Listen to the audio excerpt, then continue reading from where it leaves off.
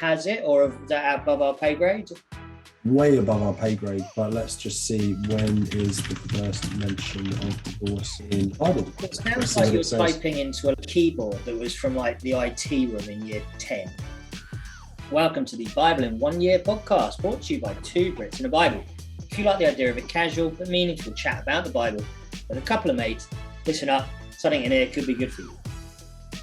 Today is day 123, covering 1 Chronicles 7 and 8. If you want a brief overview of these chapters, they are in the description. Right. Yeah, brah. Yeah, that wasn't intended to be an accent. Yeah. That was just me making noise. Yeah, fair enough. So I got two Great Danes today, mate. Yeah. Or this week, should I say? Yeah. Can you see that? I just saw there's a little leash on the door. Oh yeah, yeah. Just about see. I'm going to say a little dog, a little head or something. Great Danes aren't little, I'll tell you that. The boy's called Kingdom, and we didn't think of this at the time, but it's Kingdom Come. Like whenever you need the thing to come to you, right? I just read Kingdom. I didn't quite spill. I laughed mid-sip, but I didn't spill. Yeah, your honey and lemon for your sore throat. Oh yeah, I like that. Kingdom Come. Yeah, Kingdom Come, and then better than Kingdom Stay, isn't it? Yeah, Kingdom Stay, King Boy. Yeah. Anyway, thought that was kind of cool. I didn't realize they were in the frame, but there you go. No evidence of that. I like. They've been pretty good. Yeah. Take the floor, sir. Yesterday we're chatting about 1 Chronicles 6, which is chatting about basically a whole list of priests and stuff like that. Then we move on to talking about warriors, really. It's pretty cool. And what I got at the beginning of this is it just listing literally hundreds of thousands of warriors that were part of David's army, part of Israel. And this nation, really, with God at their back, should have been completely irrepressible, like absolutely unstoppable. But then partly through David wanting to do a census, which we'll come to again later in Chronicles, and partly just through their own unfaithfulness to God, they're almost completely wiped out, to the point where obviously we've just gone through the end of Kings, where they're just down to a handful that have been scattered out to Egypt by the Babylonians. And so it's just wild how, pride cometh before the fall, as we've said before. Yeah, and that's a great bit yesterday about pride and stuff, weren't we? And it's just, man.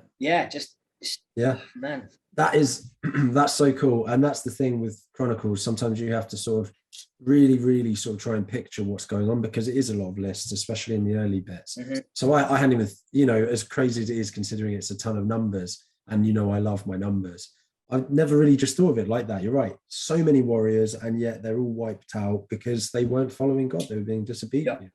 Yeah. Speaking of disobedience, so in 1 Chronicles 7:12, it talks about Hushim, who was the son of Ahah, which some people believe is a reference to the tribe of Dan.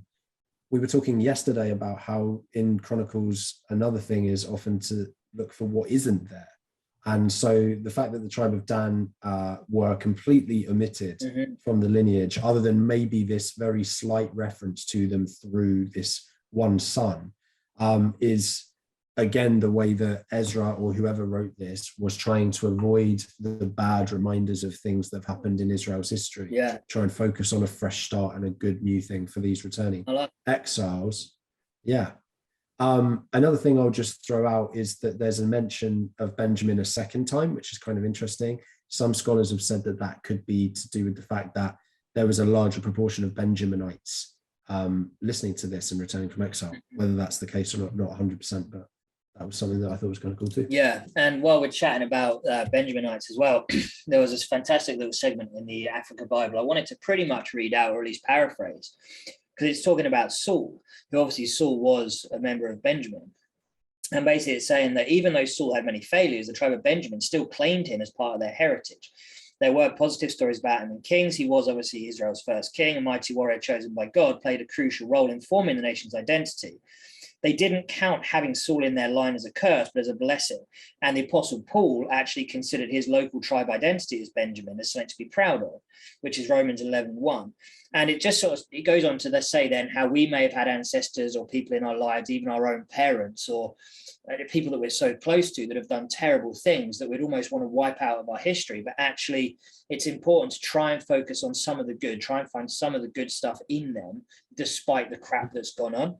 Like, you don't need to feel ashamed about the lives of the ancestors when you make a new start as a child of God. Be free, know your ancestral history, but no, you're not bound by the failures and mistakes of the past, which is just a really big, like, you're not bound by that. You're free to, form a new path. Yeah, that's good. So there you go. It really is, man. That's really cool. African Bible Assist, obviously, but very, very cool. So there's all these intertextual references as well. As we've mentioned yesterday, there was links back to Leviticus 10, even by something that wasn't there and so on. Here we've got Zelophehad, who was mentioned, I think it was in 1 Chronicles 7:15, and he was mentioned back in Numbers 26 and Numbers 27, and in Numbers 36, sorry, and it was all when it was coming to questions to Moses about female inheritance rights, if you remember that, and the fact that, the Israelites, the tribe was groundbreaking because they actually did recognize giving inheritance to women, not just sons. And so I just thought that was really cool that it's mentioned here, especially, as I said, because Chronicles is kind of meant to be like an uplifting, like Israelites' greatest hits type thing. Yeah. So do you remember when Zelophehad managed to get women's rights? What a lad. Cool.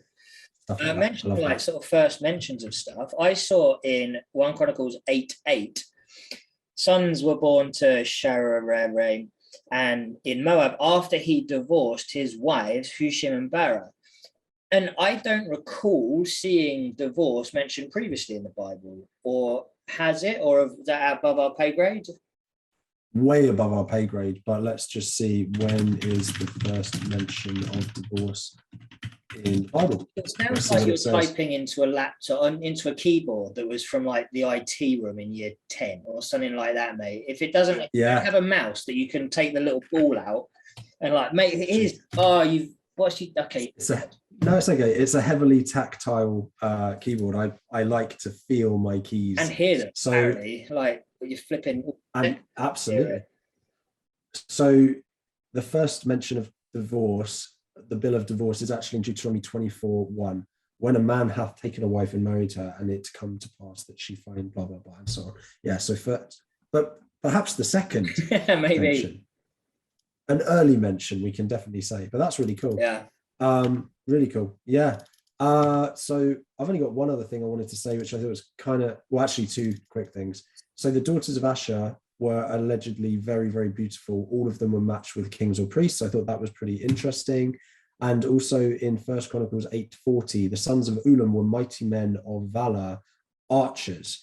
And archers in Hebrew was also known as those that tread the bow, because these bows were made out of steel, and you would literally have to, with both feet, like stand on it to bend the bow back and fire it. So when we think of archers, we think of like little poxy wooden bow like Robin Hood or whatever. These were like insane metal bows you'd like stand on with both feet and like pull back to let out. And I just thought that was really cool. That's nuts. See that? Yeah, sure. Yeah, pretty sweet.